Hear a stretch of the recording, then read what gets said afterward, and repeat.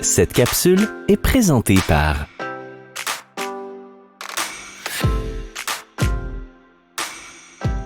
Alors, bonjour à tous, bienvenue au salon virtuel pour les parents de jumeaux et triplés. Mon nom est Stéphanie Gosselin, infirmière auxiliaire et conseillère en périnatalité à la Clinique OVO. Donc aujourd'hui, on va vous faire un bref petit vidéo capsule sur le dépistage prénatal des grossesses gémellaires. Donc, pour débuter, je vais vous faire une petite présentation, parler de la grossesse en général, du dépistage de l'ADN fœtal et puis un petit peu de bioassurance, notre banque de cellules souches. Donc, la Clinique OVO est une clinique médicale québécoise. Elle a été fondée par 5 obstétriciens gynécologues qui œuvrent dans le domaine de la santé reproductive obstétricale depuis maintenant 20 ans. On va fêter ça cette année. Puis, la clinique OVO comporte plusieurs départements, dont le OVO prénatal, qui est constitué de professionnels de la santé expérimentés en périnatalité. On a des conseillères génétiques, des techniciens en échographie. On a des spécialités en obstétrique et différentes expertises qui touchent la grossesse en général.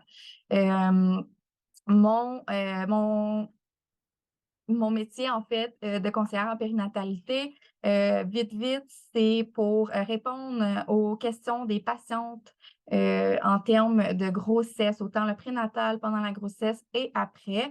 Donc, aussitôt que la patiente sait qu'elle a un test positif, savoir quelles sont les étapes, les marches à suivre pour faire un bon suivi durant la grossesse.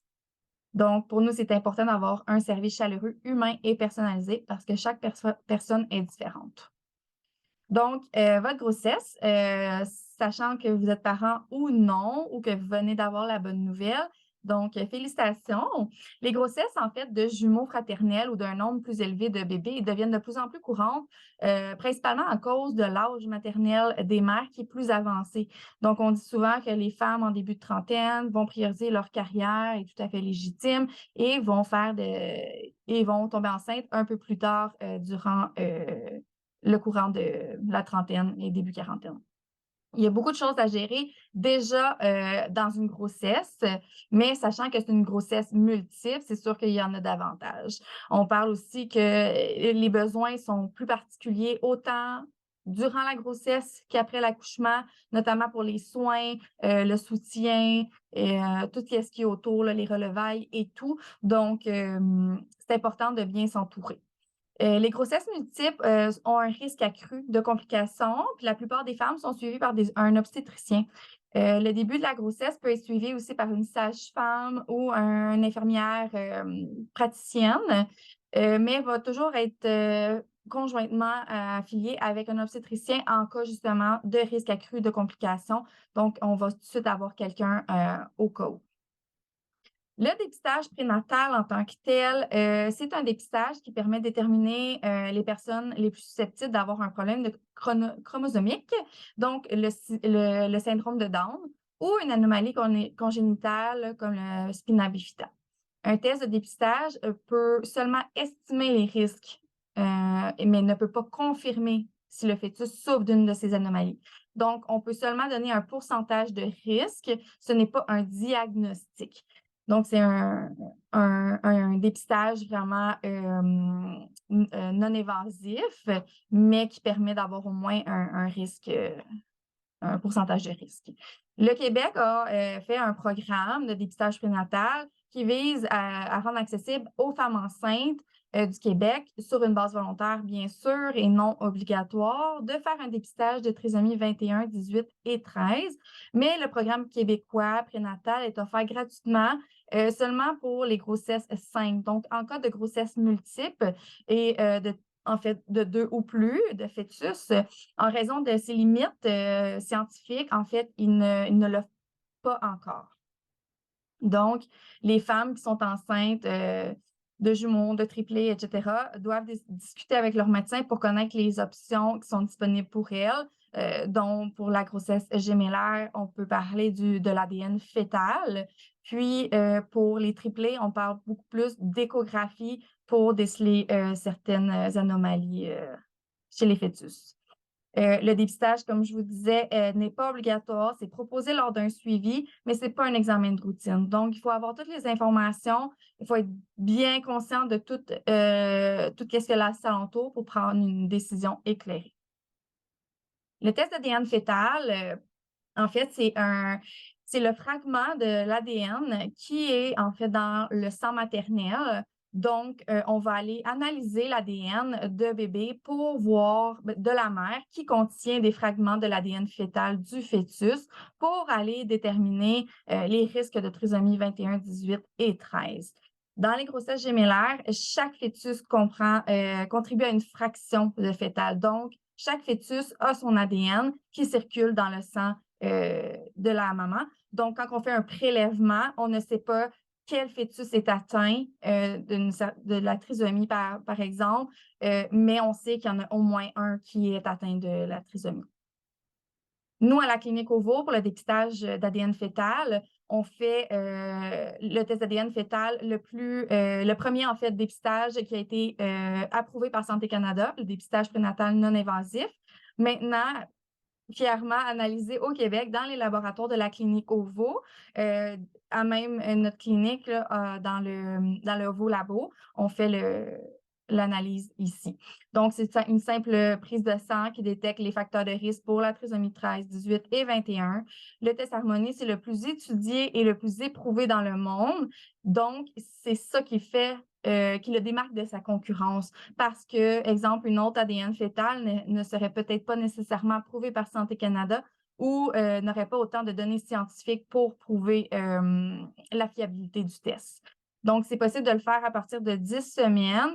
Le taux de détection de la trisomie 21 est de plus de 99,9 %. Donc, c'est quand même assez élevé comme données de pourcentage de risque. Les résultats sont assez rapides. C'est sûr qu'on recommande de faire une échographie de clarté nucale, soit avant, parce que, étant donné qu'on ne sait pas d'abord à 10 semaines si vous avez un ou plusieurs fœtus, on recommande de faire la clarté nucale, soit avant ou en même temps que le test Harmonie pour faire une combinaison des deux. Donc, le test Harmonie qui permet de réduire le recours aux prélèvements invasifs, là, comme la myosynthèse, la biopsie des villosités choriales. C'est ça qui est souvent responsable des fausses couches de 0,5 à 1 % des cas.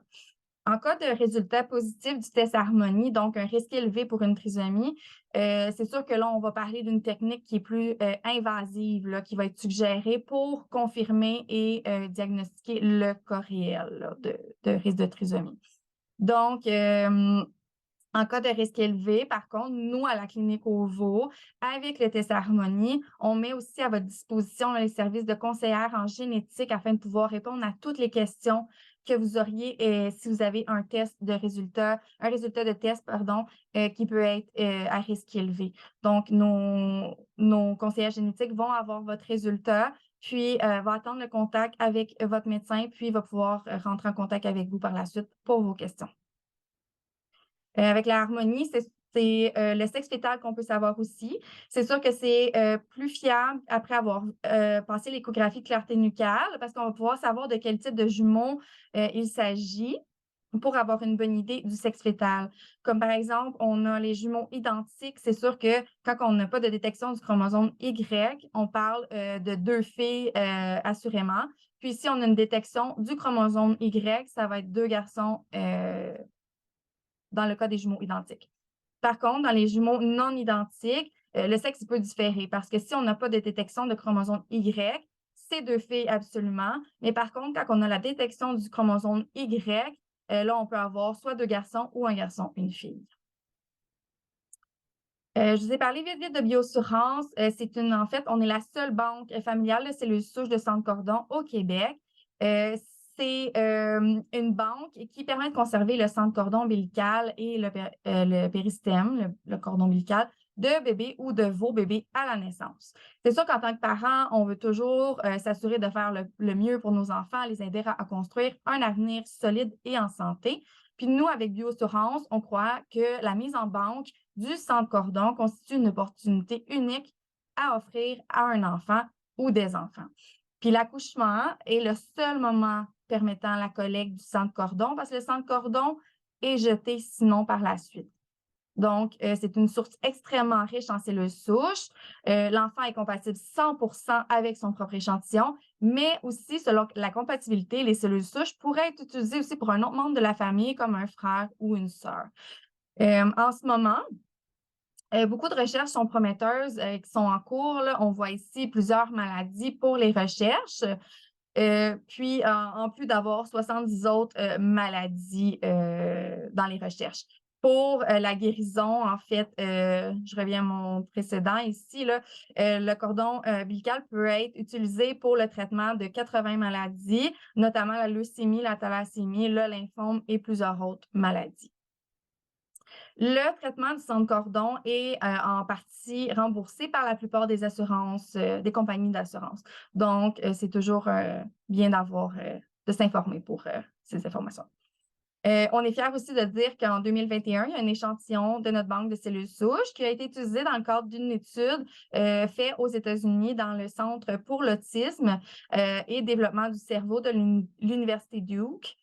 Puis, ils ont vu une amélioration des symptômes de l'enfant qui était atteint du trouble du spectre de l'autisme, pardon. Ils ont vu des améliorations importantes et quasi immédiates dans son comportement général. Donc, on n'a pas les résultats finaux de cette étude, mais on est très enthousiaste des effets prometteurs constatés par la famille. Donc, à l'avenir, l'utilisation des cellules souches pourrait aider d'autres enfants atteints de troubles du spectre de l'autisme. Merci beaucoup pour cette courte petite capsule. Je vous laisse ici les informations concernant ovoprénatal, nos dépistages. On peut prendre rendez-vous en ligne ou par téléphone ou seulement aller visiter notre site pour plus d'informations et des informations pour Ovobioassurance. Merci pour votre écoute. À la prochaine.